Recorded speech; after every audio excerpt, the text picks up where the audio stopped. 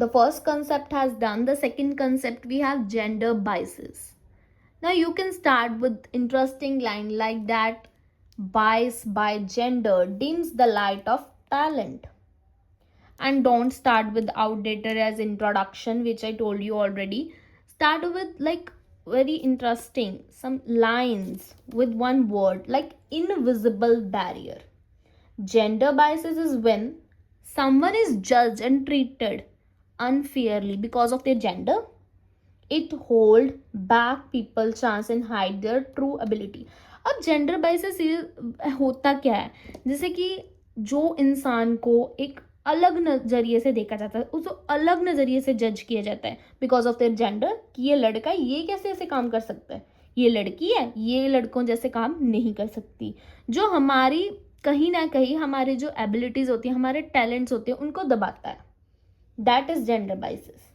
And second is, what is the meaning of gender biases? Gender biases is a behavior that show favoritism toward one gender over another. Means ये show करता है कि अगर हम boys को accept कर रहे हैं इन सोसाइटी में, जैसे कि आपने देखा है कि मोस्टली जो नैरो माइंडेड पीपल होते हैं वो यही सोचते हैं कि लड़का है तो ये कुछ भी कर सकता है, इवन अगर लड़की है तो ये नहीं कर सकती.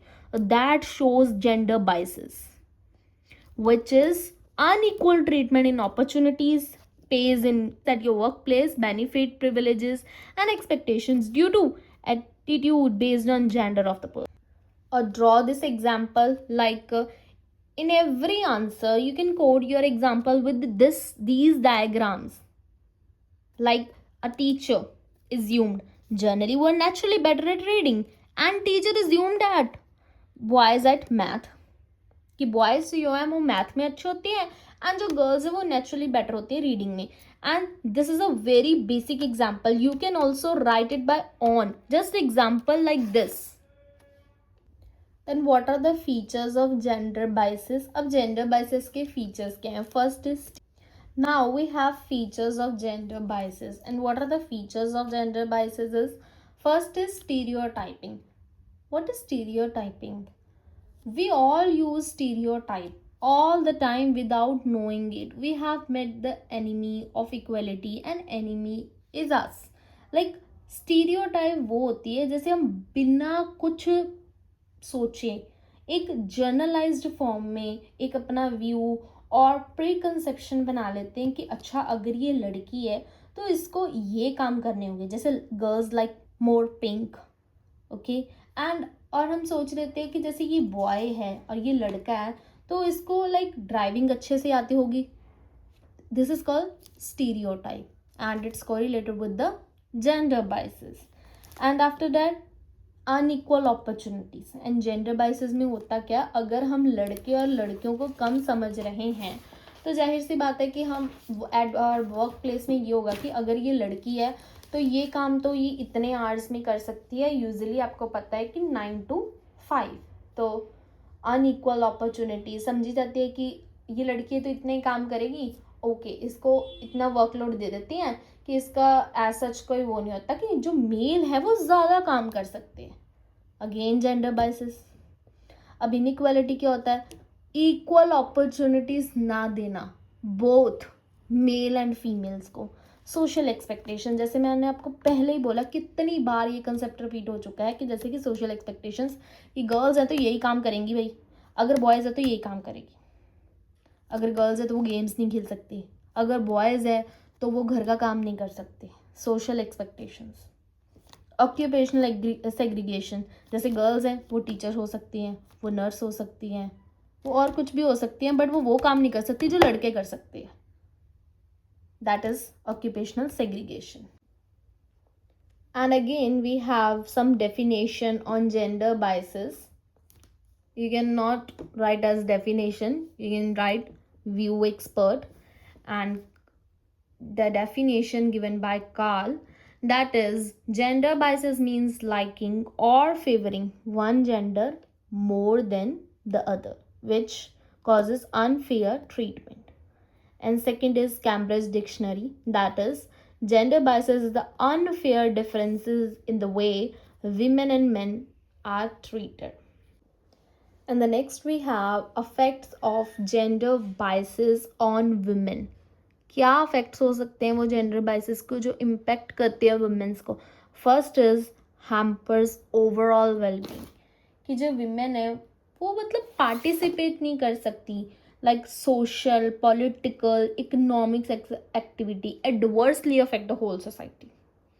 रिस्ट्रिक्टेड फ्रीडम, उनको इतनी फ्रीडम नहीं होती, उनको इतना अलाउ नहीं होता कि वो सोशल पॉलिटिकल प्लान्स बनाएं या फिर कुछ भी वो अपनी मर्जी से कर सके, घर का काम भी. इवन इफ़ अगर उसको कुछ चाहिए भी अगर अपनी किचन में भी तो उसको परमिशन लेनी पड़ेगी.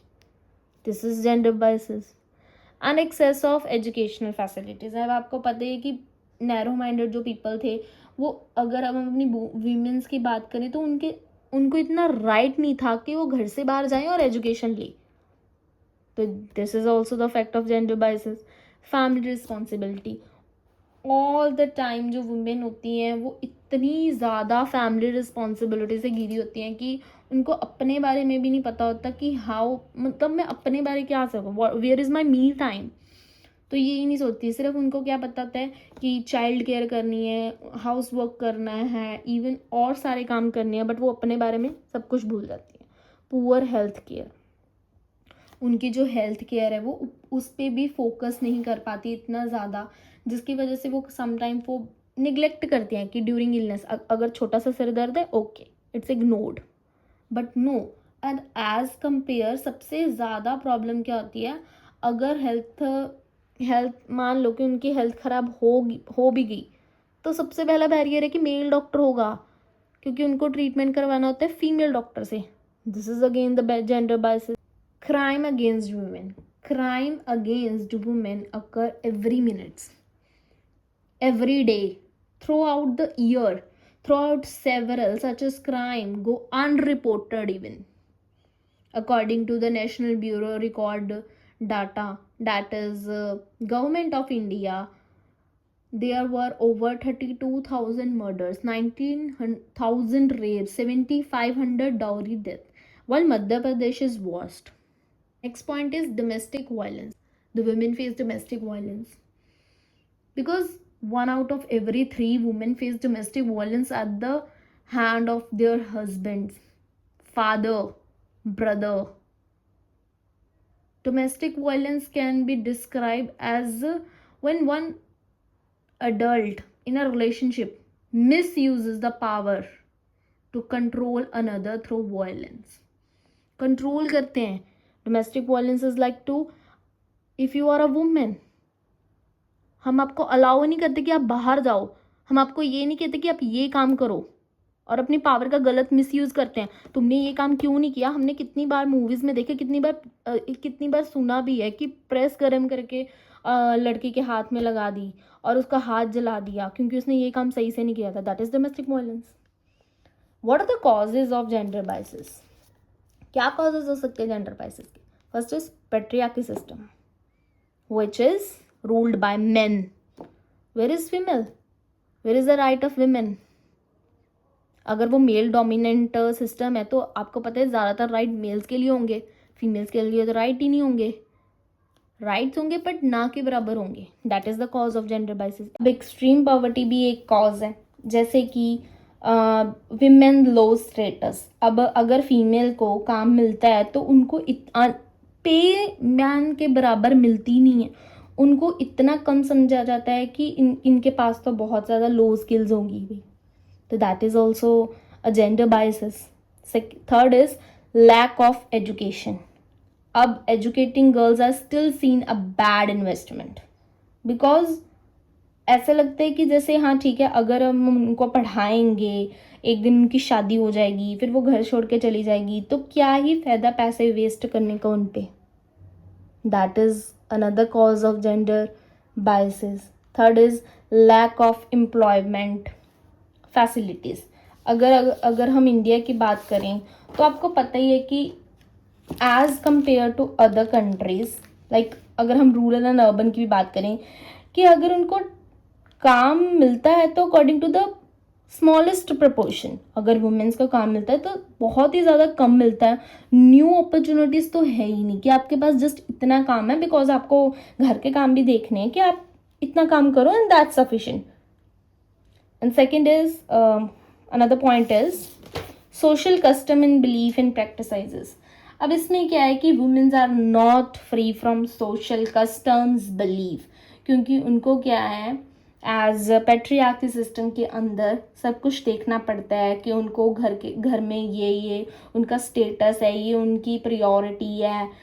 उनको मैन का खाना भी प्रॉपर बनाना है, प्रॉपरली उनका बैकपैक ड्रेस सब कुछ करना है. तो इतने सारे वुमेन्स के लिए रिचुअल्स है, तो वो तो बाहर जा ही नहीं सकती अपनी मर्जी से, तो बिल्कुल भी नहीं.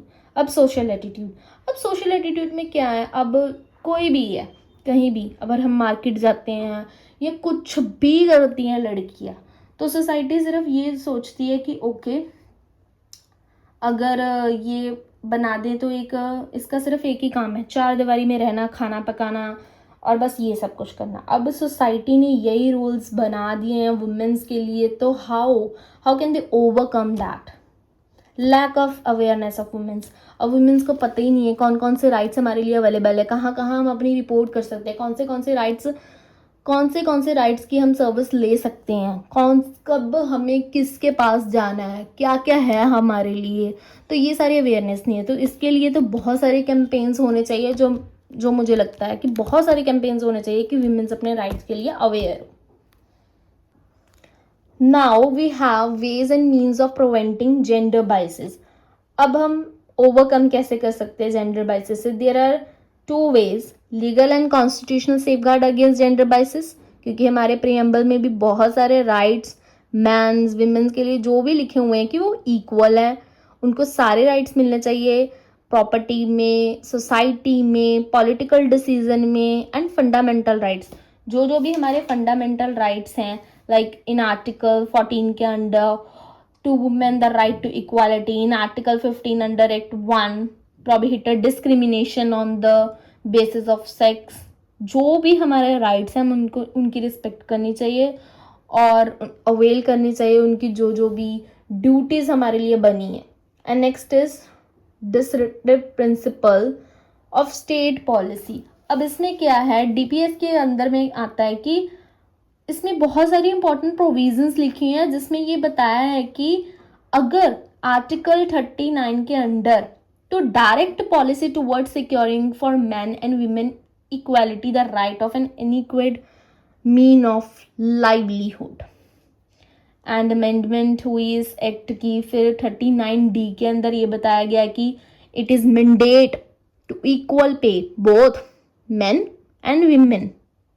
एंड फंडामेंटल ड्यूटीज़ क्या है, सो हमारी बहुत सारी ड्यूटीज़ है जिसके बारे में ये बताया गया है कि हम सभी को बहुत अच्छे से बहुत अच्छे से रहना चाहिए, to promote harmony, peace with the spirit of common brotherhood among all the people of India, are not to renounce practices derogatory or to the dignity of the women. कि हमें ये सब कुछ भुलाकर रिस्पेक्ट करनी चाहिए, जैसे कि ये हमारी ड्यूटी है कि हमें रिस्पेक्ट करनी चाहिए, नॉट जेंडर बाइसेस. कि हमें ये सब नहीं देखना चाहिए कि अगर वो लड़के तो ये काम कर ही नहीं सकती, तो हमें इन सब चीज़ों के खिलाफ तो जाना ही नहीं चाहिए. तो हमें ये सब मानना चाहिए कि जैसे एक वर्क प्लेस में विमेन के लिए ये काम है, तो एज कंपेयर मेन भी वो काम कर सकते हैं. This is our duty. And specific law for women empowerment. अब वुमेन्स के लिए बहुत सारे लॉ बनाए गए हैं, जैसे कि the equal remuneration act 1976, dowry prohibition act 1961 के अंदर बनाया गया, मैटरनिटी बेनिफिट एक्ट 1961 के अंदर बनाया गया. There are many act enacted under the different years, जिसके हमें रूल्स, रेगुलेशंस, ड्यूटीज़ पता होना चाहिए कि हमारे लिए क्या क्या अवेलेबल है. अब सोसाइटी के लिए क्या रोल है, अब हम सोसाइटी के रोल से इसे पता कर सकते हैं कि कैसे हम जेंडर बाइसेस से बच सकते हैं. सबसे पहले तो उनको अपनी मेंटालिटी चेंज करनी चाहिए. ज़रूरी नहीं है कि जो काम मेल कर सकते हो वुमेन नहीं कर सकती, क्योंकि आज के एरा में सब कुछ बदल गया. आपको पता है कि अगर डॉक्टर एक मेल बन सकता तो फीमेल भी बन सकती है. उनका माइंडसेट चेंज करना होगा विमेंस के थ्रू कि विमेन वीक नहीं होती, वो सारे काम कर सकती है जो मैन कर सकते हैं. जो जो काम विमेन कर सकती है वो मेन कर सकते हैं, जो मेन कर सकते हैं वो विमेन कर सकते हैं। ये सारी हम कैसे चेंज कर सकते हैं? मुझे लगता है कि हम कैसे चेंज कर सकते हैं, जैसे कि हम कैंपेन्स कर सकते हैं, या हम उनको अवेयर कर सकते हैं थ्रू एजुकेशन के थ्रू अवेयर कर सकते हैं। आर यंगस्टर हैं तो उनको बता सकते हैं कि ये राइट्स अब वुमेन्स के लिए भी अवेलेबल हैं। Next is movement of women empowerment, me too act, जिसके थ्रू हम बता सकते हैं कि विमेन्स कैन डू एवरीथिंग। अब राइट नाउ बहुत कुछ चेंज हो चुका है जैसे कि इसमें हमें पता है, बट बहुत सारी चेंजेस अभी भी बाकी हैं, जैसे in rural areas access to education, womens का भी राइट है एजुकेशन एक्सेस करने का, कि वो भी एक पढ़ लिख के अच्छी नागरिक बने और अपना कॉन्ट्रीब्यूशन नेशन सोसाइटी को दे सके। And add note that is add more example in answer for get good marks, which I already told you, कि आप अच्छी से अच्छे एग्जाम्पल इसमें कोड करें और ताकि आपको बेटर मार्क्स मिल सके। और in conclusion is that gender biases does not limit human potential weakness society. True progress कहाँ से शुरू होती है? जब हर जेंडर को, मतलब मेल्स एंड फीमेल को इक्वली ट्रीट किया जाएगा, उनको इक्वल रिस्पेक्ट मिलेगी और इक्वली अपॉर्चुनिटीज मिलेगी कि you both are equal in the society.